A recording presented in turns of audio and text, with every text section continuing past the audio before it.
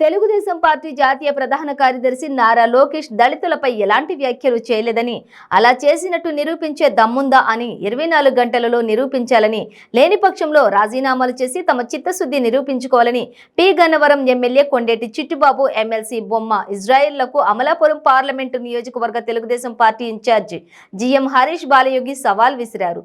వీరి వైఖరిని నిరసిస్తూ అంబేద్కర్ విగ్రహానికి పాలాభిషేకం చేసి అయినవిల్లి మండలం ముక్తేశ్వరం సెంటర్లో హరీష్ బాలయోగి ధర్నా నిర్వహించారు.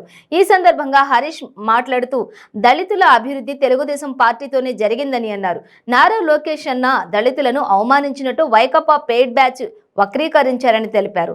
ఈ బ్యాచ్ కి వత్తాసు పలికినట్లు P Gannavaram MLA Kondeti Chittibabu, MLC Bomma Israel వైఖరిని ఖండిస్తున్నానని, లోకేష్ వ్యాఖ్యలు నిజమని నిరూపించే దమ్ము ఉందా అని హరీష్ ప్రశ్నించారు.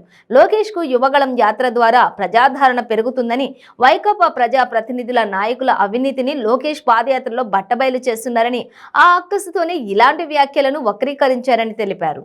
ఈ రోజు మీరు తగలబెట్టారు కదా, ఇక్కడే ఈ అయినవల్లి సెంటర్ దగ్గరే ముక్తేశ్వరం రోడ్డు మీదే మేము నించుని ఉన్నాం. రండి చర్చించుకుందాం. లేకపోతే నువ్వే చెప్పు ఎక్కడ రమ్మంటావు. నేనైతే ప్రస్తుతం నేను ఇక్కడే ఉంటా. నువ్వు వచ్చి మాట్లాడు. దాని తర్వాత నువ్వు వచ్చి నాకు చెప్పు ఏ ఆధారాలతో నువ్వు చూపించా అనేది.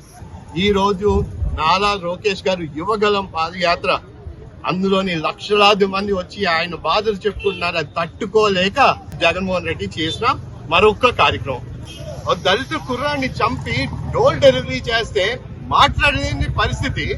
మీరు ఈ రోజు వచ్చి లోకేష్ గారు ఏదో మాట్లాడింది కూడా మాట్లాడారని తప్పుడు ప్రచారం మీద దృష్టి బొమ్మ తగలబెడతారా?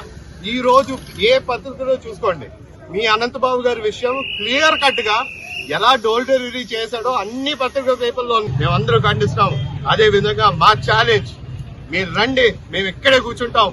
మీరు వచ్చి మీ ఆధారాలు పట్టుకొచ్చి లోకేష్ గారు ఎక్కడ అన్నారో మీరు చూపించండి. ధన్యవాదాలు.